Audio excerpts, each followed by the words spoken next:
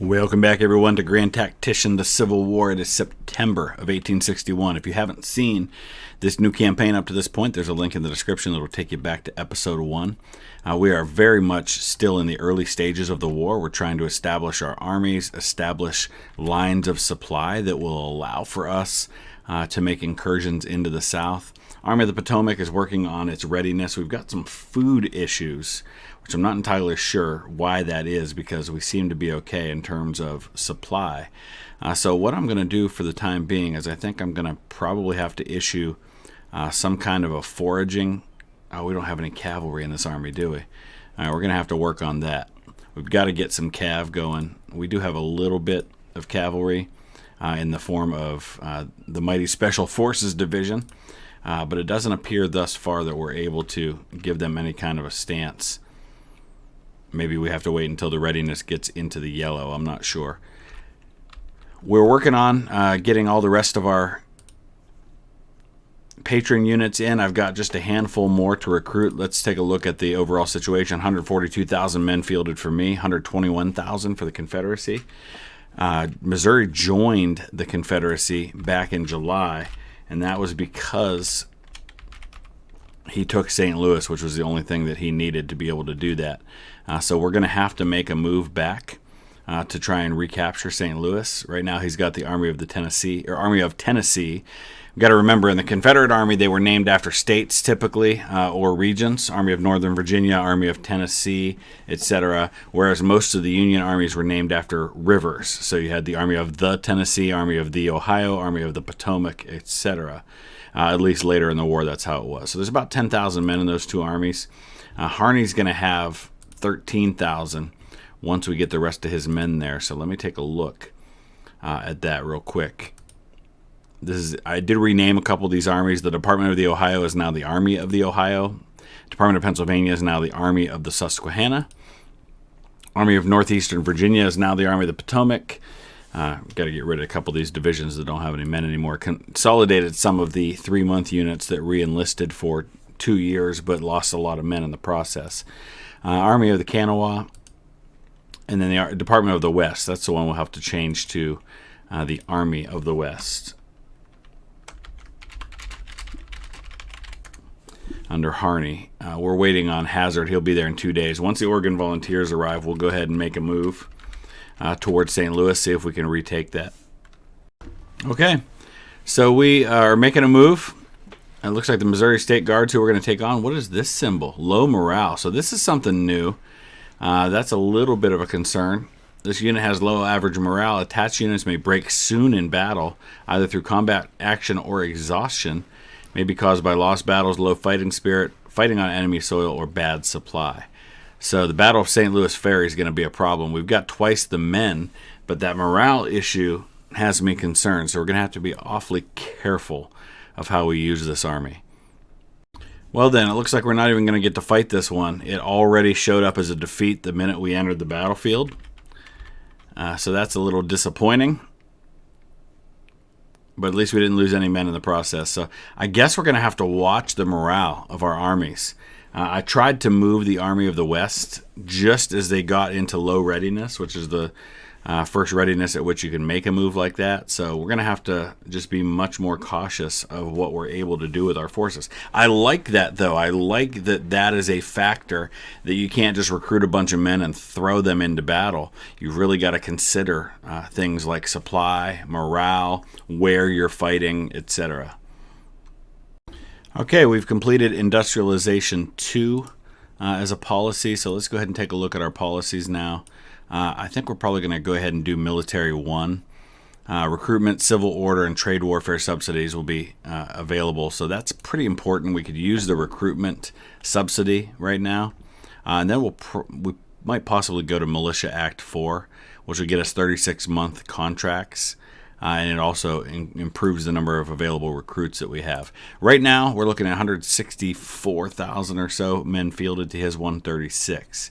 We're going to need to keep an advantage because we're going to be moving south into his territory. All right, what do we got going here? The Army of the Potomac, which is outnumbered against the Army of the Northwest, South Carolina State Militia, and the Hampton Division. This is going to be a tough one. He's got more guns And more men. Okay.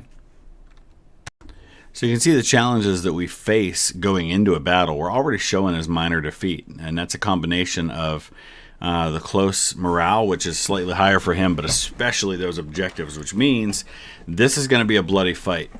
And that doesn't necessarily bode well for us. In fact, I'm a little concerned about taking my army into this one because of the losses we might suffer. But at the moment, it's showing pretty even, but we know he's getting reinforcements in 4 hours. Okay, so we're basically moving on 2 routes. We're coming in from this side. Pretty much going to be fought in the same place the last couple of battles that Manassas have been fought. We're just going to try to hit him. Now it's showing as a major defeat, and all we've done is move. We haven't even actually fought yet. His morale's up to 72. Oh boy. This battle might not even be worth fighting with a morale that high for the Confederate army, but we'll try. We're going to try to hit his left flank if we can.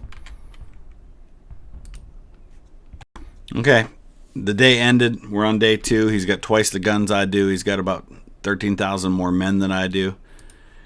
So this is going to be a challenge, but we're going to make the best of it. We're mostly just going to try to hit half his army, which you can see has kind of redeployed a little bit. We don't know where the reinforcements are. We were still moving into place when that day ended.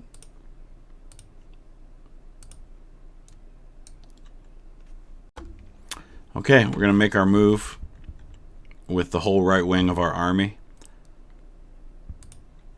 And it looks like he's shifting to compensate for that. I'm going to move Tyler's division right up into this spot right here along these fences. It's going to take a while for McDowell to get his orders out to all these divisions, but we should start seeing movement pretty soon. Here they go. I'm trying to move into a line right along here.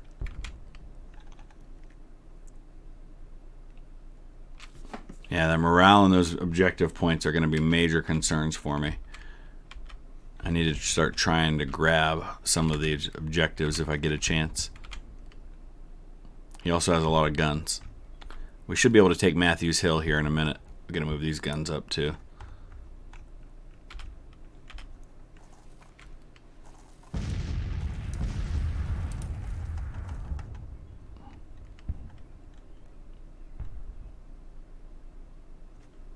Okay, and our first unit to get into combat is going to be Jacob Sharp's 2nd Brigade.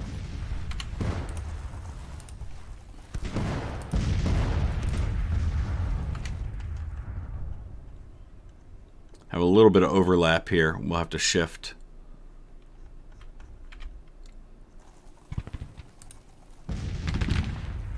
The Armagh Irish are coming up to get in on their left side, but they're taking some casualties in the meantime.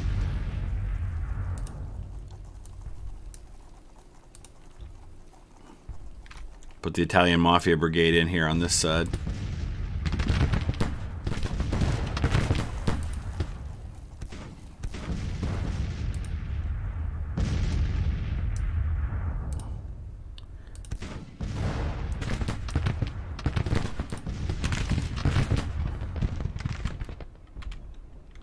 Waiting for our guns to get up, to get into the action.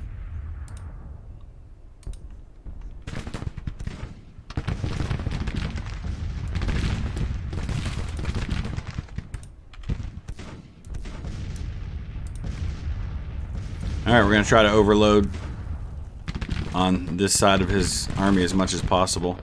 I got to deal with these guns.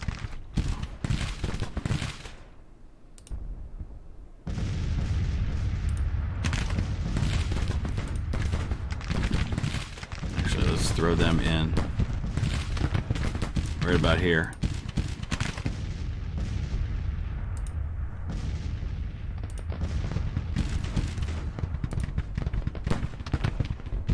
Now, why in the world would you go all the way out and over there to get into position right there? Let's pause for a second. We got to tell these guys not to take the roads, so they won't do that. If they get those orders on time, because otherwise they're going to ride right in front of the enemy to do that.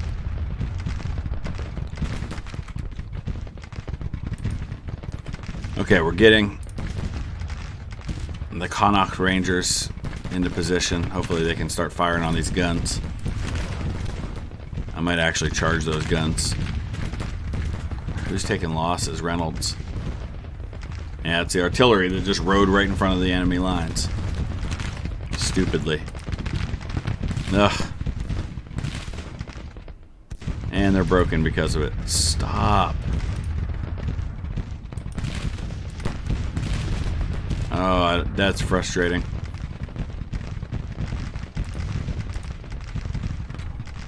Alright, we got another division coming up here. So I'm going to charge these guns. The South Carolina battery. Try to take them out. I'm not going to stand there and get pummeled in the face by canister fire. Come on, boys. Ah, they broke right away. Darn it. Yeah, see, this is what I was afraid of. With him having the huge morale and bonuses for objectives and being outnumbered, this is a tough one for me.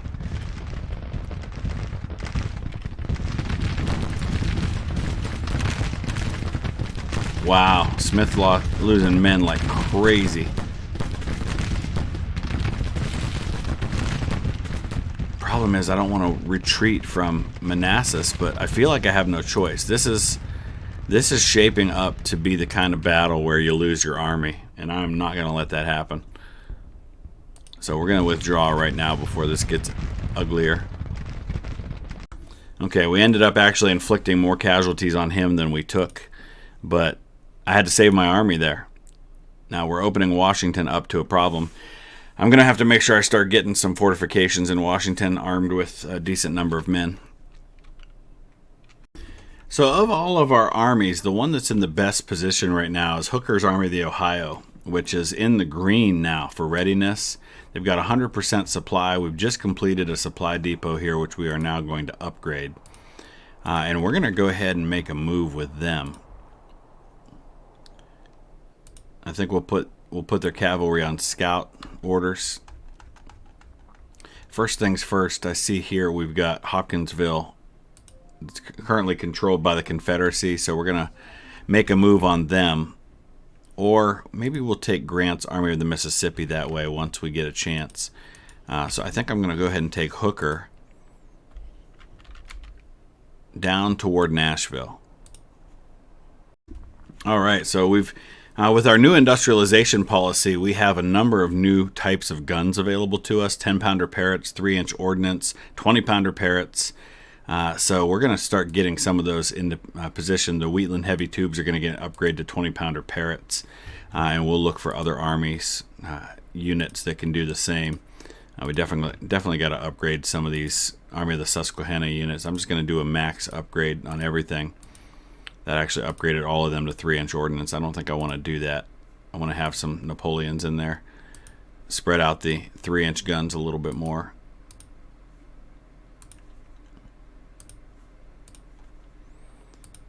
Army of the Ohio, 21,000 men. We don't have any artillery in the Army of the Ohio right now, so I'm just going to recruit a couple of artillery units. Add them over here. Looks like John Pope's going to get one. 6-pounder field guns. I don't think so. Let's go Napoleons. And then some rifles. Maybe 10-pounder Parrots. All right, so we're at 164,000 to his 140,000. As soon as we complete the military one policy, that's going to allow us to start putting some subsidies into recruitment. I'm at kind of a standstill because some of my states don't have enough to recruit new units. Confederacy's printing new paper notes. Army of the Mississippi's got 48,000 men. He's very near to the readiness that we need to kind of get him moving. Looks like the Confederates are starting to build up some armies down here. Owen's army is going to have 11,000 men. Crutchfield's army is going to have 7,000, so that's 18,000. Army of East Tennessee, that'll give him 22.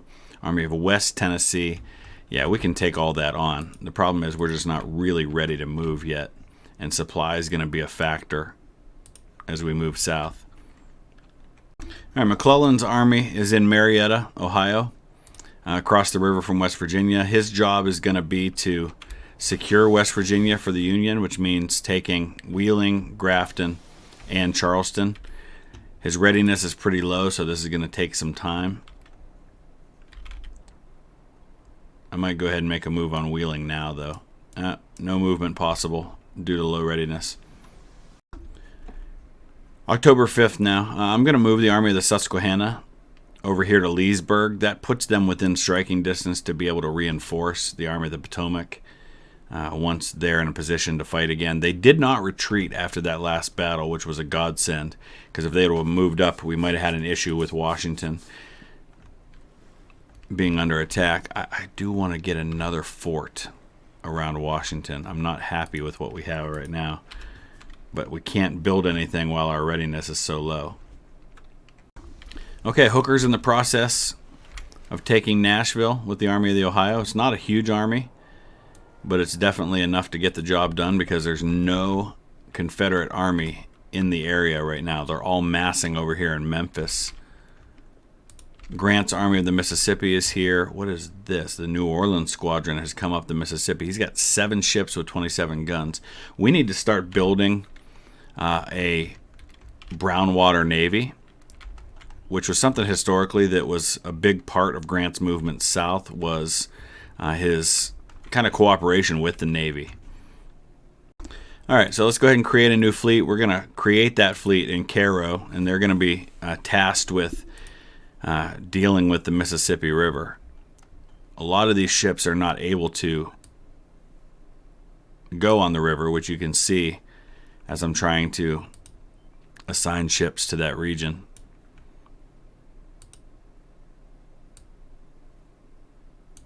So I'm going to start assigning some of these gunboats.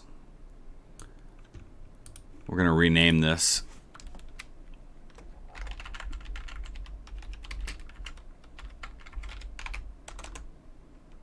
The Mississippi Squadron, just so I can keep track of it and I know what it is easily. We're going to have to build some new ships too. What can we build? All right, here we go. Ironclad River Gunboat. Yes, please. 17 guns, very large. Those are the kind of ships we need for this task. Probably going to take some time to build them. Can we build another one? Let's. We're going to probably build another fleet to go down maybe the Mississippi or Cumberland, or the Tennessee or Cumberland rivers. I think this is the Tennessee River here. Okay, so the Army of the Susquehanna, which is over here in Northern Virginia, has just run into the Army of Georgia. This is a little bit more our speed as far as things go, so let's see how John Wool's able to take on James Jackson's army. Battle of Leesburg. So there was a historic battle fought in 1861 called the Battle of Ball's Bluff, which was in this area. Big cliff that kind of drops off to the Potomac River, and it made for a very precarious situation. So it'll be interesting to see what battlefield this is fought on. Now it looks like we're back on our old friend, the Manassas battlefield. Lovely. And once again, he holds all the objective points, so he's got that big morale and objective bonus. But hopefully our numbers are going to make for a different situation. This is also a different army than we fought with on this battlefield before. We're going to take largely the same strategy. We're going to try to cross up here near Sudley Springs and then make our way over. Okay, so we reached the end of the first day, so we're on to day 2 of the battle now. We've got Francis Blair's Tar Heel Boys about to make the main movement here. We're going to come up and take the stone house here on Matthews Hill, start grabbing some objectives, start shifting this more to the center before we make our attack. We've got Cadwallader's division over here, and they're showing as broken, so we've got to be careful with them. I want to shift them over this way a little bit. You can see the main part of his force is all kind of bundled up over here near the stone bridge. We're in Keim's division up right here. And then once we get all those guys in position, I think we'll bring Blair down this main road here toward this objective. Try to grab Henry House in the process. Okay. So we're getting our 12-pound Napoleon set up right here. We're getting this division moved in right here, and we got Blair coming around. He's going to make the main attack once we grab Henry House, that objective point. You can see morale's pretty high for him, but his objective points are starting to come down now, which should certainly help.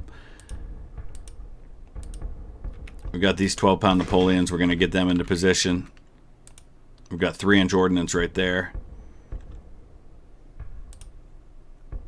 So here we've got 155th Pennsylvania Infantry under Stephen Weed. We've got Heinzelman, that's Wingcoop's brigade. That's one of our units we got right at the beginning of the war. George Thomas, crazy amount of experience in that unit. And these Tar Heel boys, the requested uniform colors is like this bright blue, so they're going to be really easy to spot on the battlefield. We've taken Henry Hill now. So let's go ahead and start moving the Tar Heel boys forward. And get ready for the engagement. I'm going to bring Cadwallader's division up to this fence line. Cadwallader, I guess it is.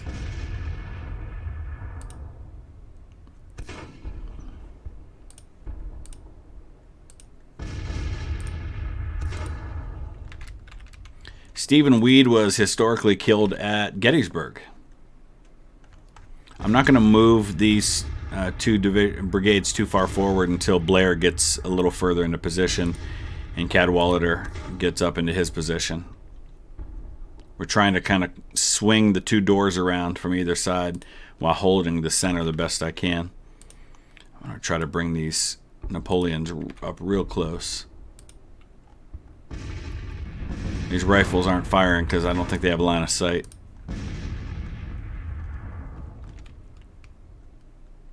I'm going to give them, once they get in position, I'm going to give them counter battery fire orders. Those rifles are good for that.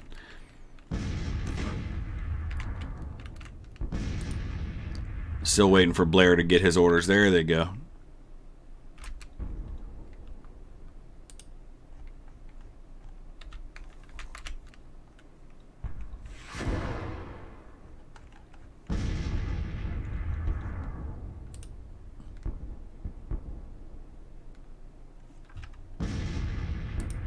Alright, he's starting to move across to the other side now. He's actually straddling Bull Run Creek with his units.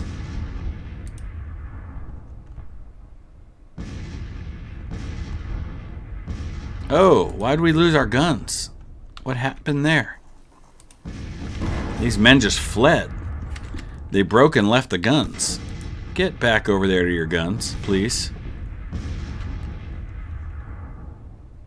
Alright, he's shifting again. He just doesn't quite know what to do because of my movement.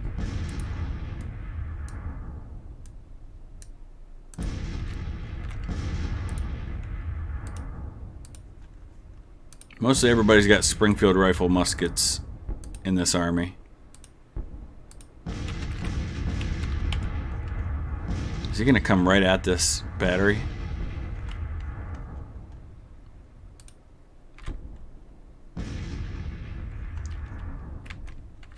Alright, who do we got here? We got the 18th North Carolina.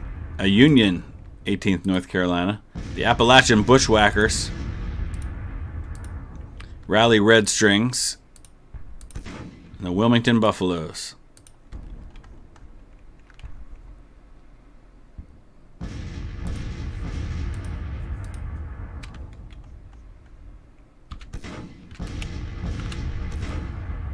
Carl Schurz was not highly regarded as a Union general. He was a senator later after the war, I believe.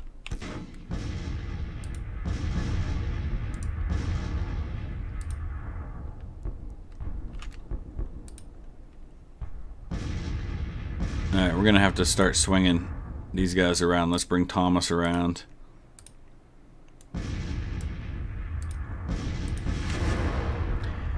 These are all guys who had pretty high command later in the war. Alpheus Williams, I believe. I think he might have ended up in Corps Command. I know he was at least a division commander. Couch, of course, was one of the highest ranking officers in the Army of the Potomac early in the war. George Thomas commanded an army later in the war.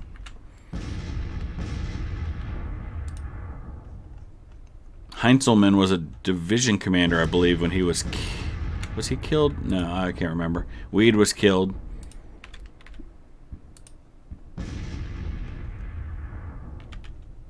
Alright, so it looks like maybe we're going to be making the main attack on our left.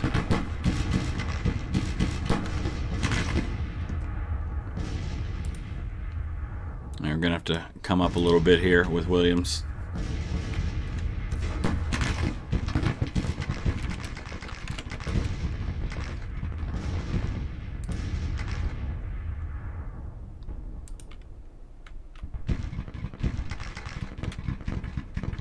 Alright, I wanted to do counter battery fire with these guys, so let's get on that.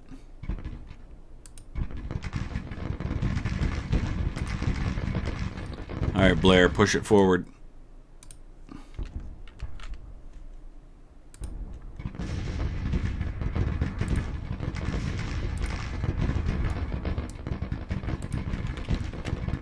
Basically attacking on all fronts here, because we've got the numbers to do so.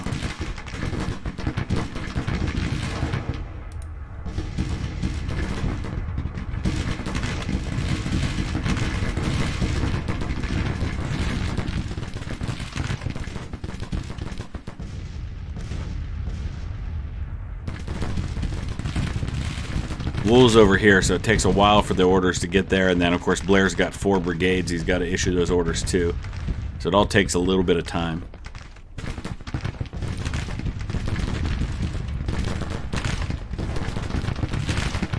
Alright, let's push in and kind of shift left.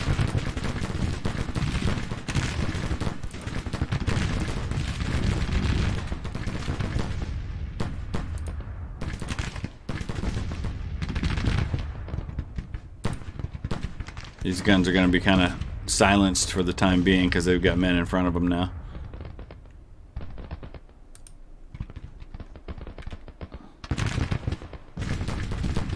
Who's in command of this army? Yeah, I think his name was Jackson. I just don't remember his first name. James Jackson, maybe?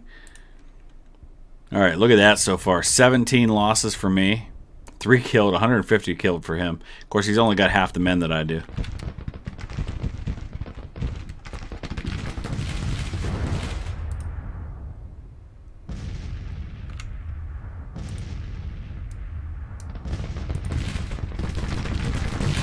Alright, 155th Pennsylvania. They've opened up. First time in battle for them.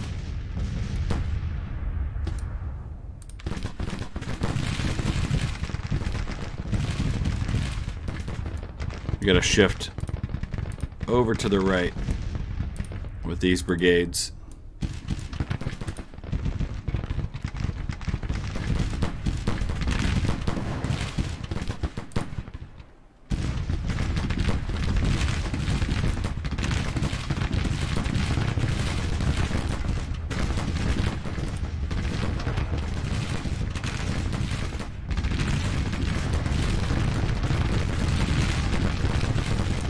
I'm going to push out to the left with Thomas and then bring Couch up this way.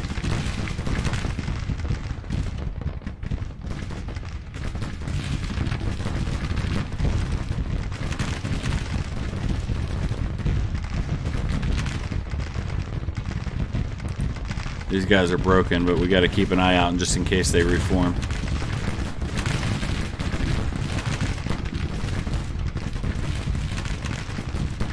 Alright, I'm pretty content to just sit tight where we are right now.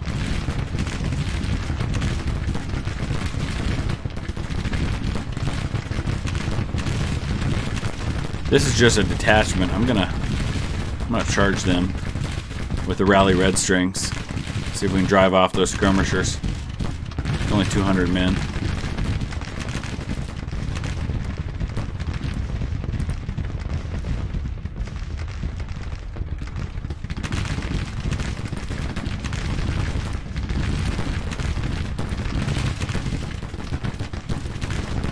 Fire at will. Just hit whoever you can.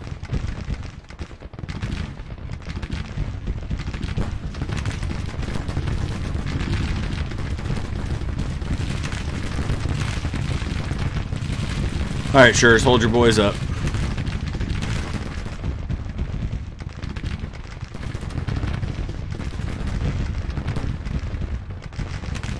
These guys are going to take a lot of casualties before they break, just because of the points that they have. I don't know why I lost those 15 guns. That makes no sense to me.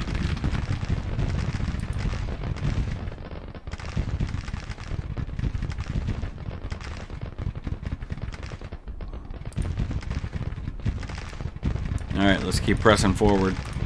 Thomas hasn't lost a man. Neither's Couch, and Williams has only lost 3.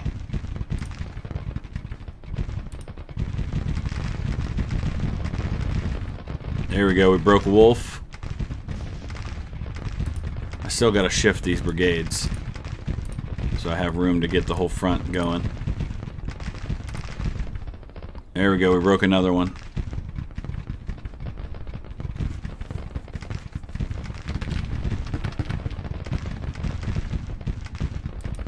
Alright, Schurz. Hey, it's Earl Van Dorn.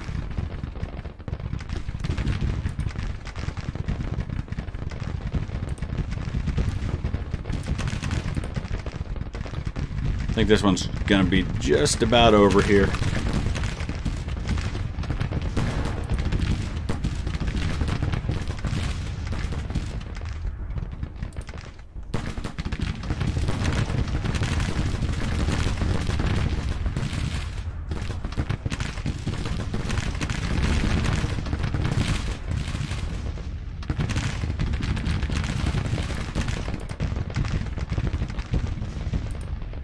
Bring Williams across the bridge.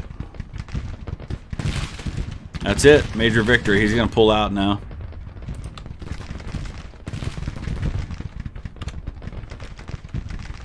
Nice win, boys. We needed that one after what happened earlier. But I think the action probably for next episode is going to start to shift to the west for a little while. Get us some different battlefields, some different looks. Nice win. Real nice win. That's what we like to see. 246 casualties. Inflicted 4,300 on the enemy. That was about as complete a victory as we can get. Federal major victory at Leesburg. Actually, when was the Battle of Ball's Bluff? Because I feel like it was around that time. October of 61. Yeah, it was October 21st, so we were off by 5 days fighting at Leesburg. That's awesome. All right, glorious victory at Leesburg. Let's take a look at the status of some things now. You can see our men fielded against his. That's starting to get a little more historically accurate in terms of the numbers. Of course, his national morale, national support are going to be quite high as morale of his armies, and that all is a reflection not only of how things were early in the war, but also the state of having everything at the highest difficulty possible. Where are we at now on policy? We are 5.5 days away from Military 1, so let's go ahead and make that happen. Alright, so we were in a siege combat situation in which I had no control over what was happening, but the Battle of Alexandria is what it was called. And it looks like McDowell lost 3,000 men, only inflicted about 400 casualties on the enemy, but we are now withdrawing from Alexandria back to, it appears, Baltimore. There's Military 1 policy. Looking out west now, Nashville is firmly in control by the Army of the Ohio. We've got Grant's almost 54,000 man Army of the Mississippi looking good. We're just waiting for readiness to get moved up a little higher before we try and make a move toward Memphis and all of those Confederate armies that are operating somewhere in that region. We've got 6 ships and 14 guns right now in the Mississippi Squadron. We want to do better than that. And that's mainly because we're waiting for these new ships to be built, the USS Arizona, the USS Barataria. Those are going to be 2 17-gun ironclad river gunboats, and those are going to be really nice to have once they're complete. In the meantime, we do have ships in a harbor without a home so far. So I'm actually going to create another blue water fleet, as we call it. So let's look for a place to make that happen. Do we still control Moorhead, North Carolina? That might be a good place, but I think we'll probably go with New York Harbor for the new one. And let's get some of these big ships of the line into that, along with some smaller ships too. And we'll use that as another blockading squadron. It's probably good 6. Let's get the Susquehanna in there too. That'll give us 7 ships. So that's a Laybolt squadron. Who else do we have available that we haven't used yet? There's David Farragut. Yeah, let's get him in there. And we'll rename this.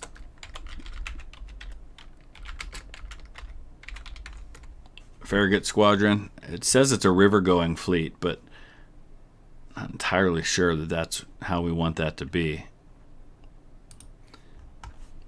So here it is, Farragut's fleet, and we're obviously going to need to wait for readiness on that.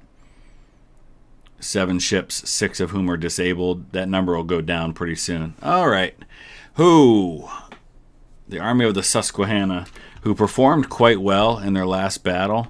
I feel like this is probably a little too much for them to handle. We're going to go ahead and withdraw. That's just the reality right now. We're going to have to get another army over here. Maybe if we can get McClellan's army to draw him off a little bit. Let's get him moved toward Wheeling. And then we'll start coming down into Grafton. And then from Grafton over to Charleston, see if we can't break off West Virginia.